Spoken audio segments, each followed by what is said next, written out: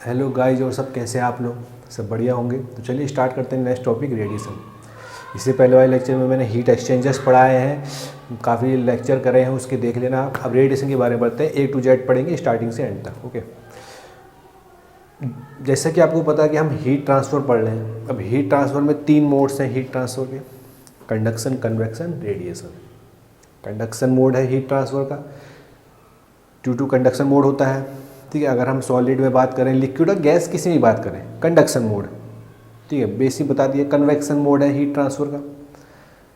ठीक है, conduction mode के कैसे, मतलब किस हिसाब से होते हैं? दो टाइप से। या तो अगर जो मॉलिक्यूल्स हैं उसके, कोई भी सॉलिड बॉडी है उसके मॉलिक्यूल्स हैं और उनके मॉलिक्यूल्स में वाइब्रेशन की वजह से जो हीट ट्रांसफ़र होती है, या जो सॉलिड है उनके मॉलिक्यूल्स हैं तो उनमें जो फ्री इलेक्ट्रॉन्स हैं उनकी वजह से जो वो इलेक्ट्रॉन्स मूव करते हैं उसकी वजह से हीट ट्रांसफ़र होती है। बेसिकली क्या है? Due to temperature difference. Heat transfer होने का क्या मतलब कि टेम्परेचर डिफरेंस होना चाहिए, हाई टेम्परेचर से लो टेम्परेचर की तरफ, तभी हीट का फ्लो होगा।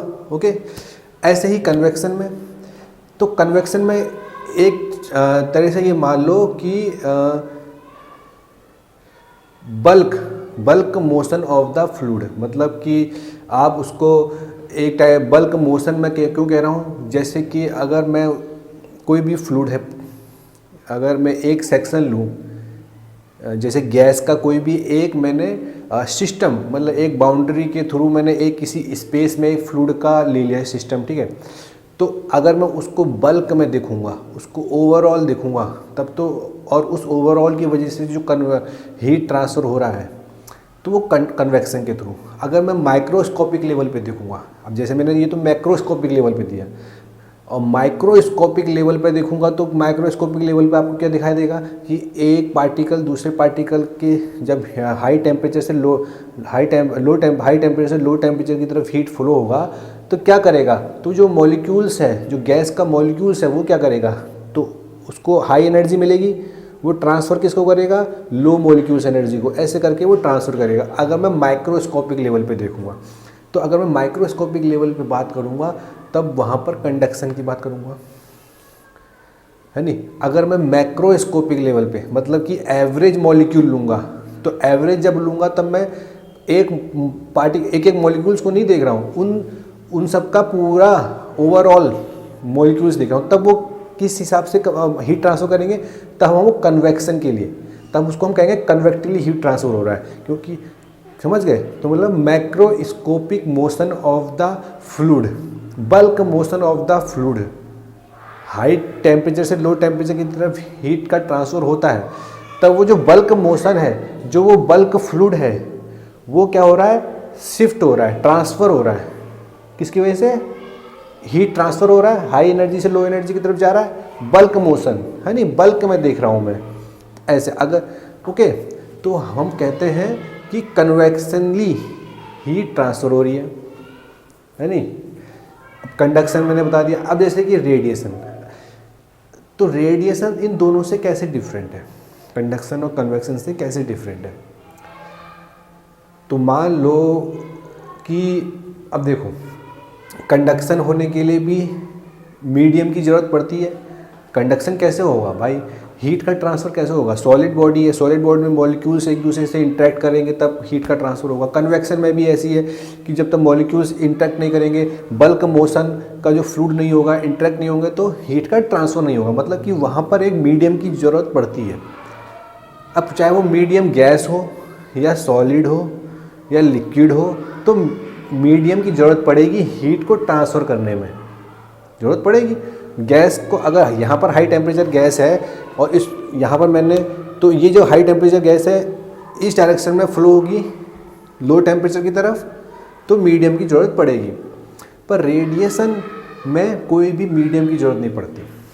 अगर वैक्यूम होगा ना, वैक्यूम, तब भी हीट का ट्रांसफ़र होगा ड्यू टू रेडिएशन।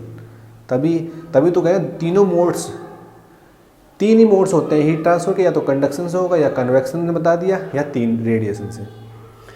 ठीक है, अब रेडिएशन में मान लो कि एक कमरा, मतलब कोई भी एक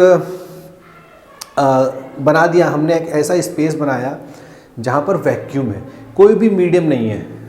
तो हमने क्या करा, अब मान लो मैंने क्या करा कि एक हॉट बॉडी उस जो वैक्यूम वाला कमरा है उसमें मैंने एक हॉट बॉडी रख दी कहीं, मतलब लटका दिया ऐसे करके कमरे में, ओके।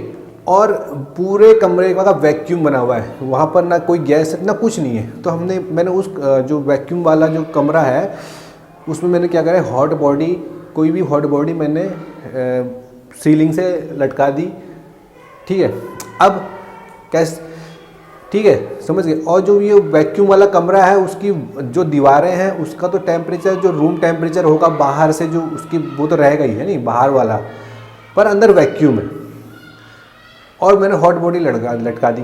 अब हीट ट्रांसफ़र कन्वेक्शनली तो होगा नहीं भाई।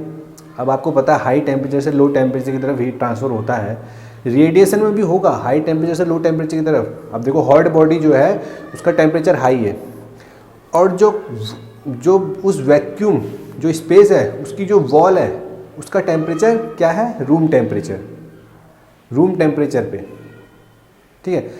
तब हाई टेम्परेचर से लो टेम्परेचर अब हीट ट्रांसफ़र होगा, पर यहाँ पर वैक्यूम है। अब भाई कन्वेक्शन से तो होगा नहीं हीट ट्रांसफ़र, समझ गए, क्योंकि वैक्यूम है। वैक्यूम कन्वेक्शन के लिए मीडियम की जरूरत पड़ेगी, गैस की जरूरत पड़ेगी, एयर की जरूरत पड़ेगी। अब कन्वेक्शन तो होगा नहीं, बल्क फ्लूइड की जरूरत पड़ेगी ना, कन्वेक्शन के लिए होने के लिए बल्क फ्लूइड की जरूरत पड़ेगी, तभी तो मोशन ट्रांसफ़र होगा। अब रेडिएशन में, अब कंडक्शन से भी नहीं होगा, कंडक्शन से कैसे ट्रांसफ़र होगा भाई, कुछ मीडियम ही नहीं है। तब यहाँ पर कौन सा मोड आता है, रेडिएशन मोड। और क्या होगा कि वो जो हॉट बॉडी है ना वो अपना हीट ट्रांसफ़र करेगी, कहाँ, उस वॉल पे ट्रांसफ़र करेगी, और एक ऐसा टाइम आएगा जब दोनों इक्विलिब्रियम की पोजीशन पर आ जाएंगे। उस पोजीशन को कहते हैं थर्मल इक्विलिब्रियम पोजीशन, समझे।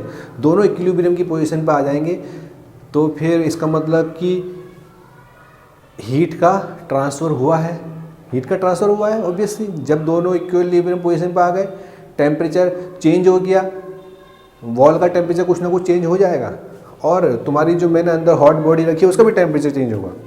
तो ये जो हीट ट्रांसफ़र हुआ किस वजह से हुआ, कौन से मोड से हुआ, ये मोड था रेडिएशन मोड, समझ गए। अब आप कहोगे ये रेडिएशन मोड से ट्रांसफ़र कैसे हुआ, मतलब कि ऐसा क्या है इसमें कि इसने हीट ट्रांसफ़र किया। भाई कोई मीडियम नहीं, ये यहाँ से वहाँ वॉल पे कैसे पहुँच गया, कोई मीडियम नहीं, ना कंडक्शनली हो रहा है, ना इसमें कोई मॉलिक्यूल्स है जो पार्टिसिपेट कर रहे हैं, कुछ भी नहीं है, तब भी हीट का ट्रांसफ़र हो रहा है, वॉल के थ्रू जा रहा है। तो अचंभे में तो पड़ोगे। तो भाई एक टर्म आता, इलेक्ट्रोमैग्नेटिक वेव्स, एक टर्म है इलेक्ट्रोमैग्नेटिक वेव्स, ठीक है। कोई भी बॉडी हो कि जो एब्सोल्यूट टेम्परेचर होता है ना, जैसे जीरो एब्सोल्यूट टेम्परेचर से ऊपर अगर उसका टेम्परेचर है, कोई भी सॉलिड लिक्विड गैस, अगर उसका टेम्परेचर 0 केल्विन से ग्रेटर देन है, एब्सोल्यूट टेम्परेचर 0 केल्विन से ग्रेटर देन है, 1 केल्विन, 2 केल्विन, 3 केल्विन, 4 केल्विन है, तो वो इलेक्ट्रोमैग्नेटिक वेव्स रिलीज करेगा। अब वो चाहे ज़्यादा करे कम करे, वो उसकी ज़्यादा इंटेंसिटी से करे कम इंटेंसिटी पे करे, वो डिपेंड करता है उसका जो टेम्परेचर है, कितना टेम्परेचर है। अगर 800 केल्विन है तो ज़्यादा वेव, अगर 800 केल्विन का है तो वेवलेंथ उस हिसाब से, उसी वेवलेंथ, जितना ज़्यादा वेवलेंथ का होगा जितनी ज़्यादा हाई टेम्परेचर का होगा उतनी कम वेवलेंथ का वो,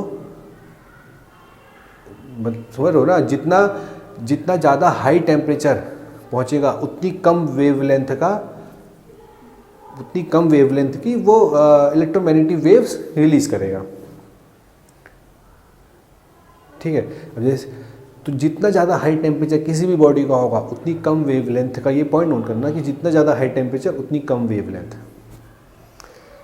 तो इलेक्ट्रोमैग्नेटिक वेव्स, जैसे मैंने बताया, कोई भी बॉडी हो, चाहे सॉलिड हो, लिक्विड हो, गैस हो, उसका टेम्परेचर अगर एब्सोल्यूट टेम्परेचर 0 केल्विन से ज़्यादा है तो इलेक्ट्रोमैग्नेटिक वेव्स रिलीज होती हैं। इलेक्ट्रोमैग्नेटिक वेव्स कैसे रिलीज होती हैं किसी कोई भी बॉडी से, ड्यू टू, अगर जैसे कि मैंने कहा ना उसका अगर एब्सोल्यूट टेम्परेचर 0 केल्विन से ज़्यादा है किसी भी बॉडी का, तो उस बॉडी में जो मॉलिक्यूल्स हैं, एटम्स हैं, कुछ मॉलिक्यूल्स एटम्स, उसका मतलब उसकी जो संरचना है, उसका जो कॉन्फ़िगरेशन है, इलेक्ट्रॉनिक कॉन्फ़िगरेशन, वो चेंज होता है।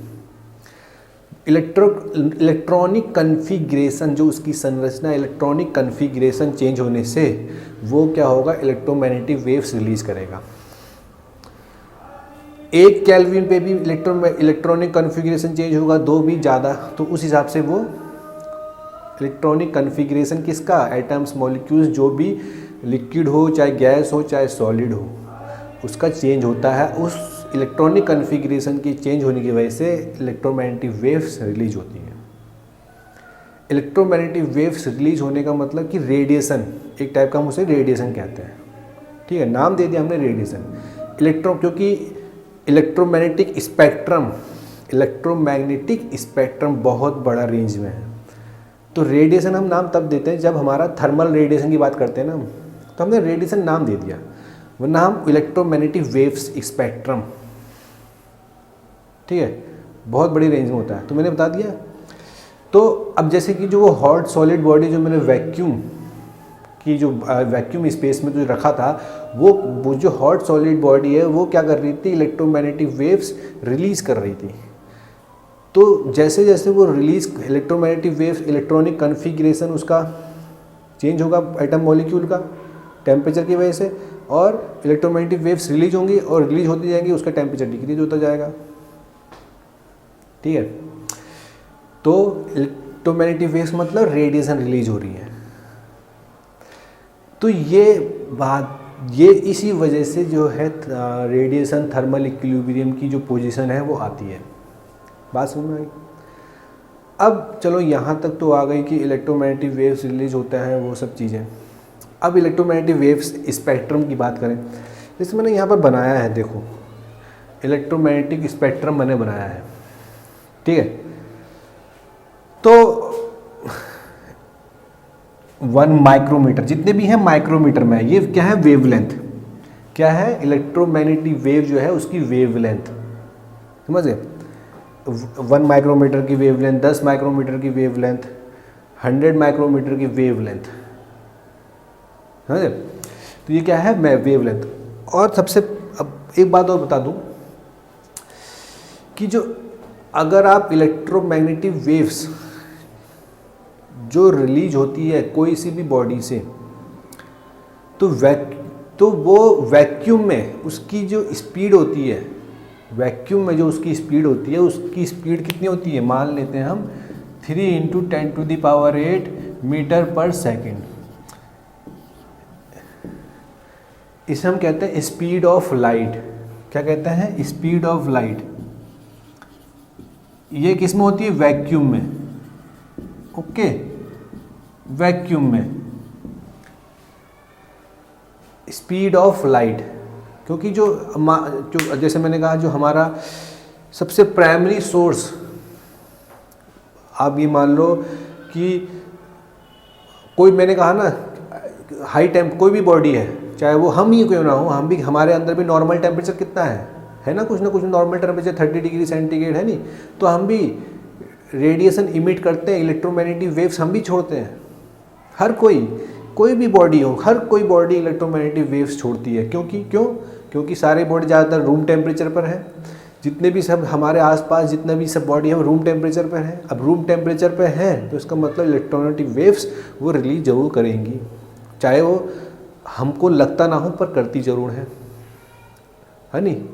उसे हम कहते हैं रेडिएशन। सब रेडिएशन रिलीज करती हैं सारी बॉडियाँ, जिसका टेम्परेचर एब्सोल्यूट टेम्परेचर 0 केल्विन से ज़्यादा हो, सारी बॉडी रेडिएशन रिलीज करती है। अब हम नाम सुनते हैं ना रेडिएशन, तो यार हमारे लिए खतरा तो नहीं है, ऐसा तो नहीं कि यार रेडिएशन रिलीज कर रही है सारी बॉडी तो हमारे लिए खतरा बढ़ जाए, ऐसा नहीं।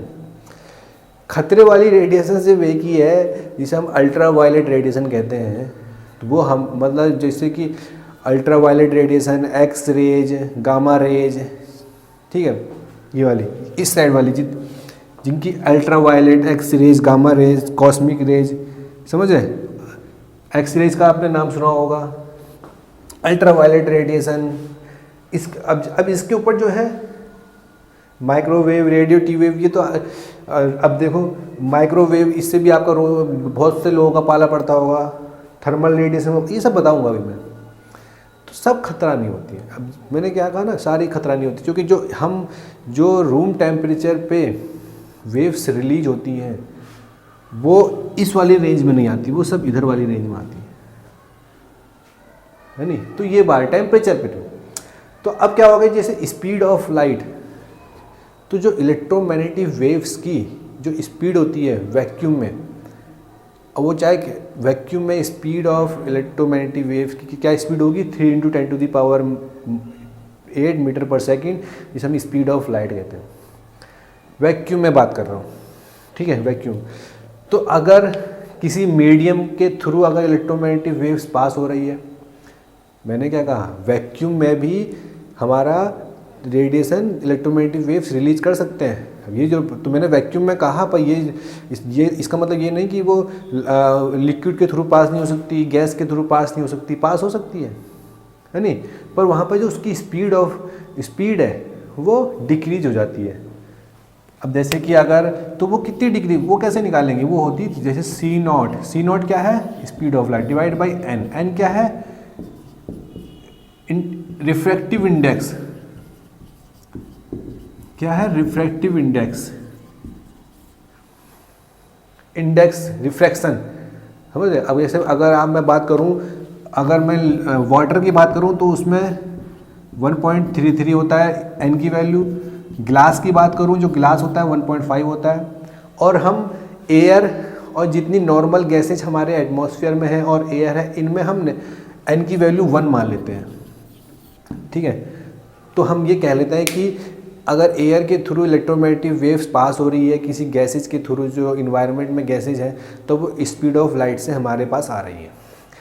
जो सन है वो रेडिएशन रिलीज कर रहा है क्योंकि टेम्परेचर पर है, और मान लो 5000 केल्विन की टेम्परेचर पर रहता है, मतलब 5500 केल्विन टेम्परेचर सन का है अप्रोक्सीमेट, ठीक है, 5500 केल्विन, 5500 केल्विन का टेम्परेचर उसका रहता है। तो 5500 केल्विन का जब उसका टेम्परेचर रहता है ना, तो वो इलेक्ट्रोमैग्नेटिक वेव्स रिलीज़ करेगा।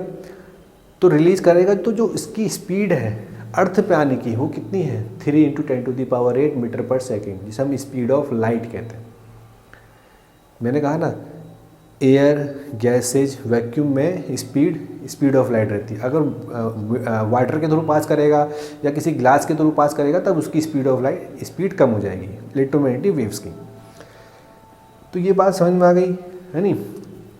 तो अब जैसे ये स्पीड ऑफ लाइट से पास करेगा, तो ये कुछ ना कुछ एनर्जी भी रिलीज करेगा, ठीक है। तो प्लांक साइंटिस्ट होते थे, उन्होंने ये कहा कि जो ये इलेक्ट्रोमैग्नेटिक वेव्स होती है ना, ये जब प्रोपोगेट करती हैं, जब ट्रैवल करती हैं, प्रोपोगेशन ट्रैवल करती हैं, तो फोटोन्स के रूप में, डिस्क्रीट ऑफ फोटोन्स के रूप में, फोटोन्स नाम सुना होगा, फोटोन्स के रूप में ट्रैवल करती हैं, फोटोन्स, ठीक है। तो प्लांक्स ने एक स्टेटमेंट दिया, उन्होंने कहा E=h/nu, energy of the photon, वो जो इलेक्ट्रोमैग्नेटिक वेव फोटोन के पैकेट में प्रोपोगेट कर रही हैं, ठीक है, उनकी एनर्जी E। h क्या है, प्लांक्स कांस्टेंट, ठीक है, h क्या है, Planck's constant 6.625 × 10⁻³ joule second, Planck's constant, ठीक है, एनर्जी ऑफ द। और न्यू क्या है, frequency of the electromagnetic waves, okay. तो वो जो उनकी भी कुछ एनर्जी होगी, है नहीं, एनर्जी होगी। अब देखो,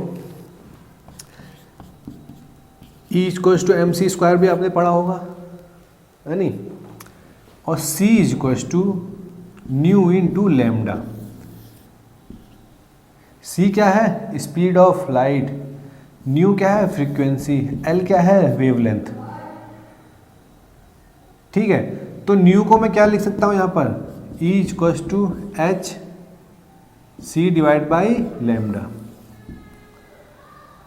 ठीक है, ये भी एक c equals to nu into lambda. तो यहाँ से आपको क्या लग रहा है, lambda equals to nu divide by C, नहीं lambda equals to C divide by new.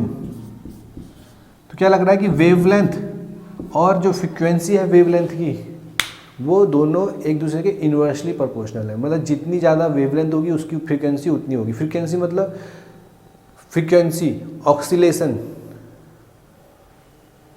है नहीं, फ्रीक्वेंसी मतलब जो पार्टिकल ऑक्सीलेट कर रहा है, ऑक्सीलेशन ऑफ पार्टिकल, ठीक है, तो उसकी जो उसके अपोजिट इन्वर्सली प्रोपोर्शनल।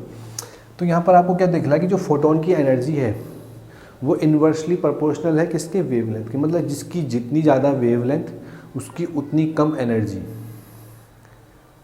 उस इलेक्ट्रोमैग्नेटिक वेव्स के पार्टिकल्स की उतनी कम एनर्जी जितनी उसकी ज़्यादा वेवलेंथ। इसका मतलब कि जितनी ज़्यादा वेवलेंथ वाली होगी, जितना ज़्यादा वेवलेंथ होगा उसकी एनर्जी उतनी कम होगी। तो एनर्जी कम होने मतलब उस पार्टिकल की मतलब कि वो हमको कम नुकसान पहुंचाएगी, कम नुकसान पहुंचाएगी। क्योंकि अगर जितनी ज़्यादा फोटोन की जो, अब कोई मैंने कहा ना सारी जितने भी बॉडी हैं सब रेडिएशन रिलीज करती हैं। अब उस जो रेडिएशन है उसकी एनर्जी बहुत ज़्यादा हुई, अब हम हमारे आसपास है, हमारी नॉर्मल बॉडी स्किन है, तो वो जो रेडिएशन है हमारी स्किन पे पड़ेगा बहुत हाई स्पीड से, तो हाई एनर्जी से क्या करेगा, हमारी बॉडी के लिए नुकसानदेह हो सकता है, हार्म है नहीं पहुँचाएगा। तो जितने भी ये हाई एनर्जी हाई वेवलेंथ वाली है, microwave, radio, TV wave, radio wave तो पूरे घूमती रहती है इधर से उधर, है नहीं, देखा ही है, टीवी वेव सब, तो उनकी एनर्जी कम होती है, तो वो हमारे को हार्म नहीं पहुंचाती है। पर गामा रेज की देखो, अब गामा रेज की वेवलेंथ बहुत कम है, कॉस्मिक रेज की वेवलेंथ बहुत कम है, तो इनकी बहुत हाई एनर्जी होगी। एक्स रेज की बहुत हाई एनर्जी है नहीं, क्योंकि वेवलेंथ कम है, तो ये हमारे शरीर को नुकसानदेह पहुंचा सकती है। क्योंकि हाई एनर्जी वाले जब वेवलेंथ हमसे टकराएंगी, हमारे स्किन से टकराएंगी, हमारी आंखों पर असर करेंगी, हाई एनर्जी से टकराएंगी तो ठीक है। अब अल्ट्रा वायलेट जैसे मैंने कहा, तो ये सब चीज़ें हाई वाले। अब मैंने क्या कहा, जितना ज़्यादा टेम्परेचर होगा उतनी कम वेवलेंथ, उतनी कम वेवलेंथ की रेडिएशन पास होगी आएगी, जितना ज़्यादा टेम्परेचर होगा, है नहीं। तो क्या होता है,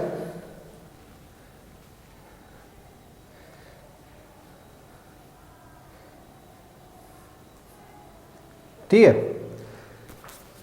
तो अब ये बात तो हो गई, ये बात समझ में आ गई, है नहीं। तो फिर क्या, अब ये चीज़ आ गई ना समझ में। अब बात करते हैं इसके स्पेक्ट्रम की। छोटी मोटी जो भी चीज़ ध्यान आते रहेंगे बताता रहूँगा। अब जैसे मैं स्पेक्ट्रम की बात कर रहा हूँ, अब क्योंकि हमें तो हमारा जो मेन है वो है थर्मल रेडिएशन, क्योंकि हम थर्मल रेडिएशन की बात कर रहे हैं। हम बात कर रहे हैं कि टेम्परेचर, जो हमारा टेम्परेचर नॉर्मली होता है, जो वो हीट रिलीज करता है, ठीक है, ड्यू टू टेम्परेचर, तो हम बात करेंगे थर्मल रेडिएशन की, इस इतने रेंज की। थर्मल रेडिएशन का रेंज क्या है, अगर मैं थर्मल रेडिएशन की रेंज की बात करूं,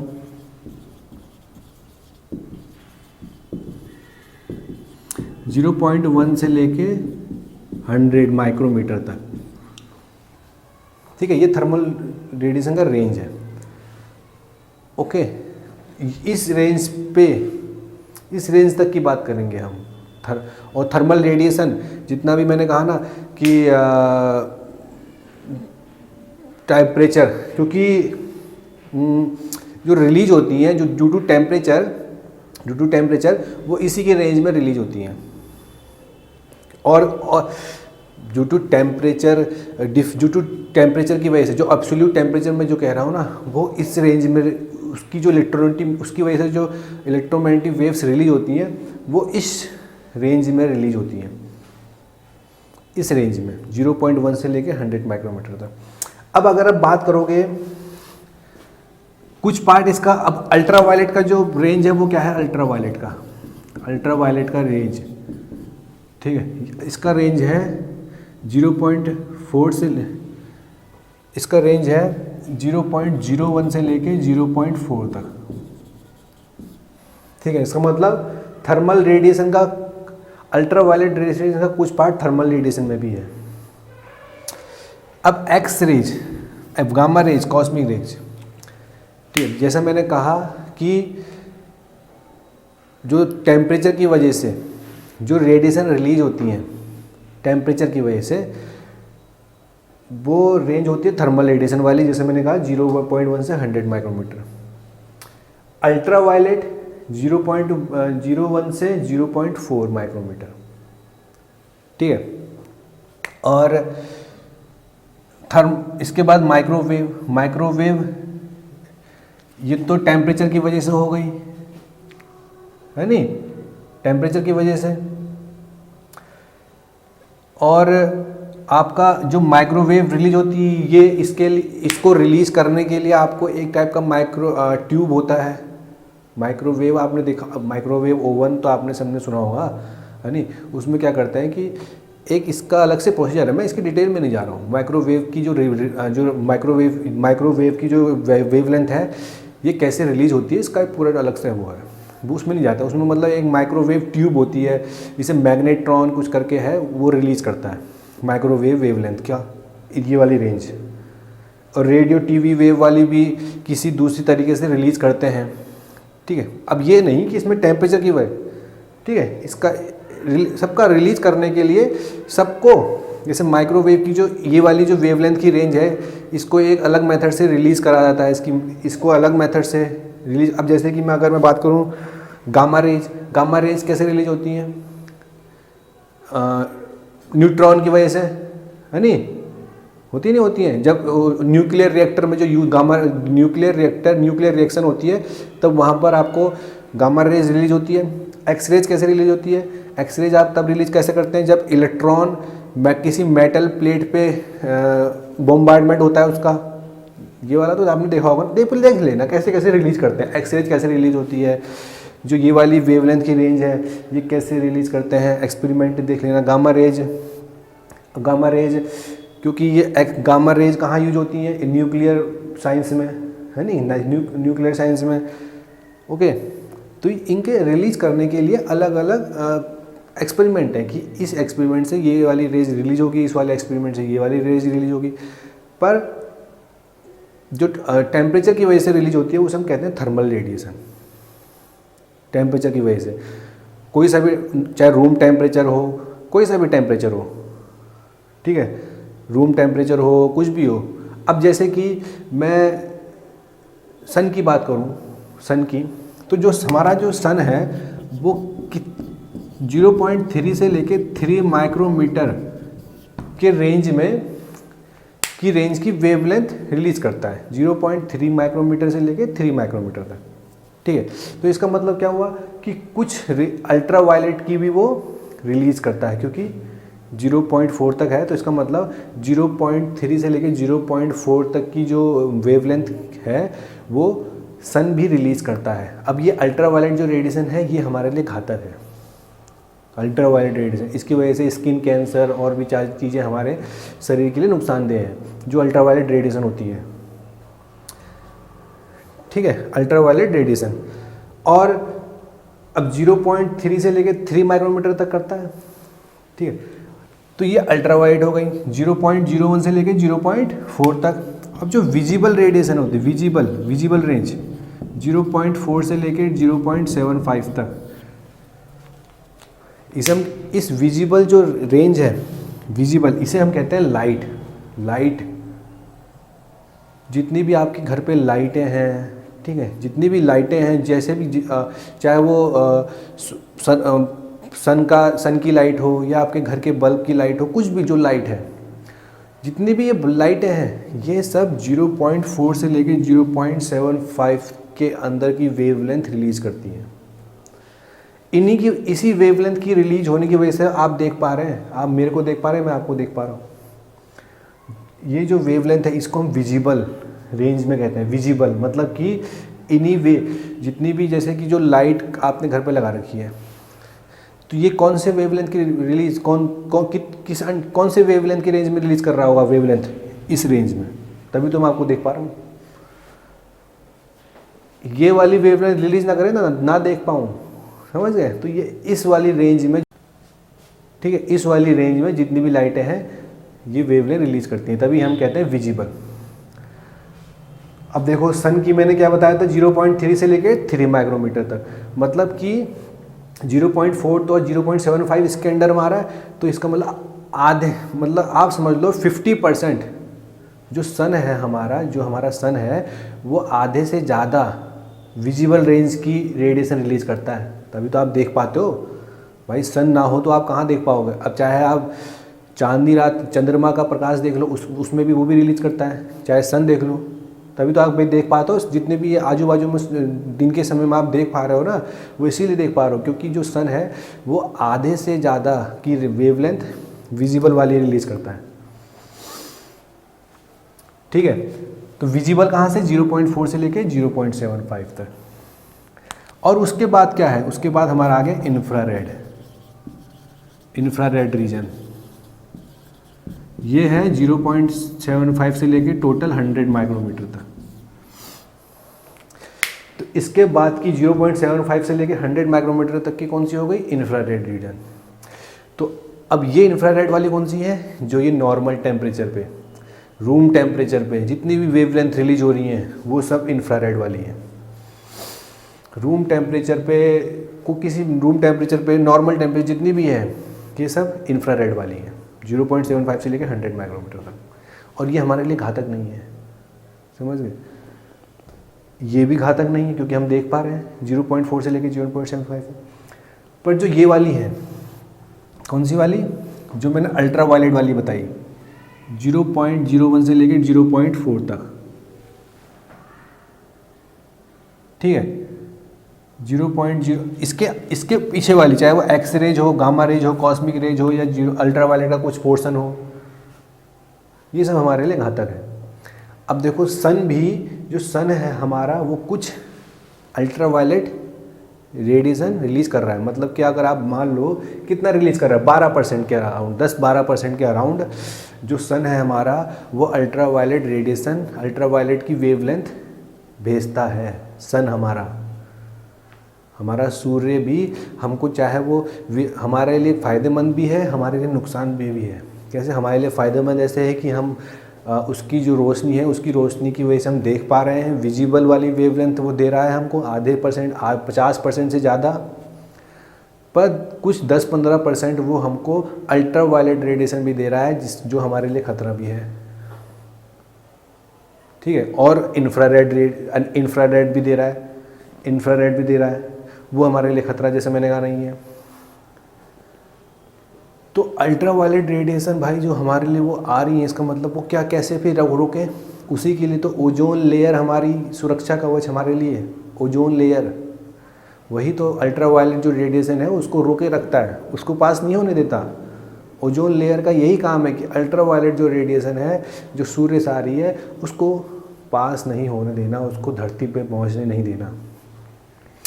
पर ओजोन लेयर की आपको काफ़ी खबरें मिलती होंगी कि कहीं होल हो गया, कहाँ छेद हो गया, है नहीं। ओजोन लेयर भी हमारी धीरे धीरे नष्ट होने के कगार पर है। किसकी वजह से? सिर्फ इंसानों की वजह से, जो हम इतना पॉल्यूशन करते हैं, जो हमारी ज़रूरतें हैं उससे ज़्यादा हम जो नुकसान पहुंचा रहे हैं अर्थ को, इन्वायरमेंट को। देख लो आप, कुछ जो ओजोन की जो लेयर है वो भी धीरे धीरे हमारी नष्ट हो रही है। तो अगर उसको बचाना है तो हमें जो ओजोन लेयर को ख़त्म करने वाली ताकतें हैं उनको नष्ट करना है। कौन कौन सी, काफ़ी चीज़ें। अब ये सब काम सरकारों का है, हमारा सरकार करती हैं, पर कुछ लोग क्योंकि पर हमको इंसानों को सहूलियतें ज़्यादा चाहिए, तो उस सहूलियत के चक्कर में भाई नुकसान तो होता ही है नहीं। तो क्या करें, तो वो सब चीज़ें हैं। तो जैसे मैंने कहा थर्मल रेडिएशन वाला काम है हमारा, जो 0.1 से लेके 100 माइक्रोमीटर तक। ठीक है, ये जितनी भी हैं ये सब टेम्परेचर की वजह से, ठीक है, टेम्परेचर की वजह से ये वाली रेडिएशन रिलीज होती हैं। तभी हम कहते हैं थर्मल रेडिएशन। ठीक है, अब चलिए ये थर्मल रेडिएशन की बात हो गई, अब कुछ इसमें और बताना है। और मैं देख लेता हूँ क्या बताएं।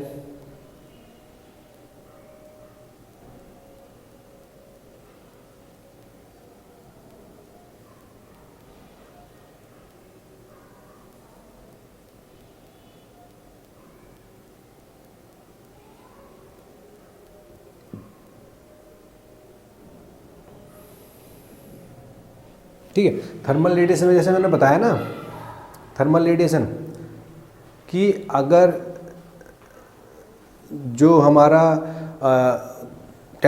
बॉडी है उसका अगर इलेक्ट्रॉनिक कन्फिग्रेशन हमारा चेंज होता है, इलेक्ट्रॉनिक कन्फिग्रेशन एटम्स मॉलिक्यूल्स, ठीक है, इनकी ड्यू टू टेम्परेचर की वजह से इनका इलेक्ट्रॉनिक कन्फिग्रेशन चेंज होगा।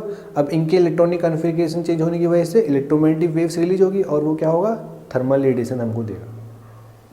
ठीक है, और जैसे जो और इलेक्ट्रोमैग्नेटिक वेव्स हैं, इनके डिफरेंट वो हैं कि कैसे ये रिलीज होंगे। जैसे कॉस्मिक रेज है तो इसको निकाल ये वाली जो वेवलेंथ है इसके लिए अलग एक्सपेरिमेंट है, इसकी वेवलेंथ के लिए अलग ये वाली वेवलेंथ कैसा आती है इसका अलग एक्सपेरिमेंट है।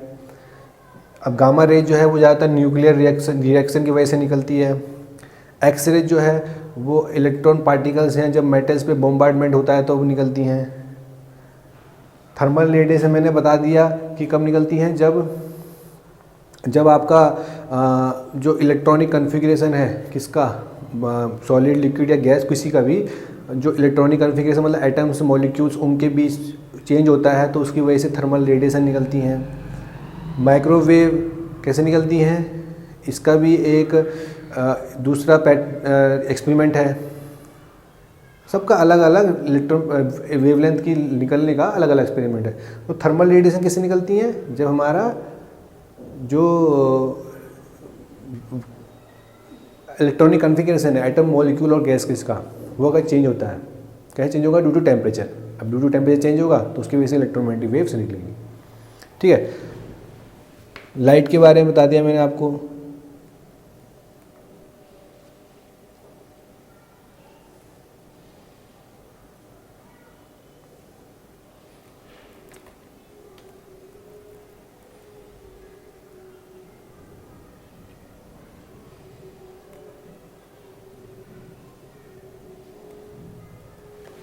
ठीक है, अब जैसे कि हमारा मैंने कहा कि सॉलिड लिक्विड गैस तीनों स्टेटों में उसको हो सकता है। अब या तो इसको हम सरफेस फिनोमिना कहते हैं या पूरे वॉल्यूम का फिनोमिना। सरफेस फिनोमिना तब होगा जब क्या होगा कि जो लाइट है, जो अब रेडिएशन जैसे रिलीज हो रही है, ठीक है, अगर जो सरफेस है हमारा वो ओपेक सरफेस है, ओपेक सरफेस जो हमारी बॉडी है वो ओपेक है, मतलब कि जो रेडिएशन है वो सरफेस के थ्रू पास नहीं हो सकता, तब तो सरफेस फिनोमिना। अगर हमारा रेडिएशन सरफेस के अंदर से पूरे वॉल्यूम के थ्रू भी निकल सकता है तो वो वॉल्यूमेट्रिक फिनोमिना। ठीक है, तो ये बात हो गई थर्मल रेडिएशन की। ओके, अब आगे फिर आगे देखते हैं, बताते हैं, चलिए।